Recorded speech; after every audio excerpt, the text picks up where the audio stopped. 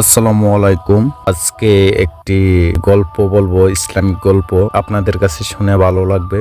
এক ভিক্ষুক আর এক দম্পতির গল্প। এক যুবক নতুন বিয়ে করলো। ভালোই কাটতেছিল তাদের দিনগুলো। একদিন স্ত্রী খুব ভালো খাবার রান্না করলো। স্বামী স্ত্রী যখন খেতে বসলো, এমন সময় এক ভিক্ষুক হাজির হলো। ভিক্ষুকটি খুব ক্ষুধার্ত ছিল এবং সে কিছু খাবার চাইল। স্বামী খুব রাগ হইলেন এবং ভিক্ষুকটিকে অকথ্য ভাষায় গালমন্দ ও অপমান করে তাড়িয়ে দিল। অসহায় ভিক্ষুক চলে গেল। কিছুদিন পর স্বামী স্ত্রীর মাঝে ঝগড়া হলো। এক পর্যায়ে তাদের সংসার ভেঙে গেল। স্বামী স্ত্রীকে তালাক দিয়ে দিল। স্ত্রী বাপের বাড়ি চলে গেল। কয়েক বছর পর মেয়ের বাবা অন্য এক জায়গায় মেয়ের বিয়ে দিল। নতুন স্বামীর সাথে শুরু হলো তার জীবন। দ্বিতীয় স্বামী প্রথম স্বামীর চেয়ে অনেক ধনী ছিল। একদিন স্বামী স্ত্রী খেতে বসলো। ইতিমধ্যে একজন ভিক্ষুক আসলো।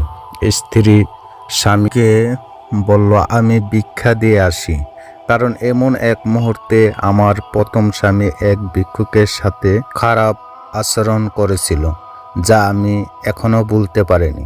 যখন স্ত্রী ভিক্ষা দিতে গেল তখন সে অবাক হয়ে গেল, কারণ তার সেই প্রথম স্বামী আজ তার সামনে ভিক্ষার পাত্র নিয়ে দাঁড়িয়ে আছে। স্ত্রীর চোখের পানি রাখতে পারল না। মেয়েটি তার দ্বিতীয় স্বামীকে বলল, আমি আপনাকে এক আশ্চর্য ঘটনা শোনাবো। তারপর মেয়েটি তার প্রথম স্বামীর সাথে ঘটে যাওয়া ঘটনাটি বলে দিল। তখন দ্বিতীয় স্বামী চোখের পানি ছেড়ে দিয়ে বলল, আমি তোমাকে এর চাইতে আশ্চর্য ঘটনা শোনাবো।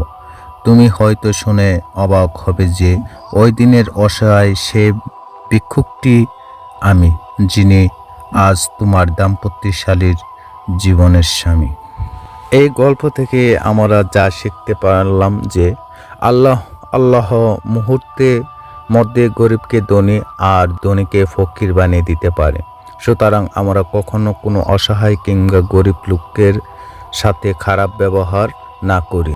যদি পারি নিজের সাধ্য মতো সাহায্য করব। কোনোভাবে তাদের সাথে ধমকি সুরে কঠোর কথা বলবো না।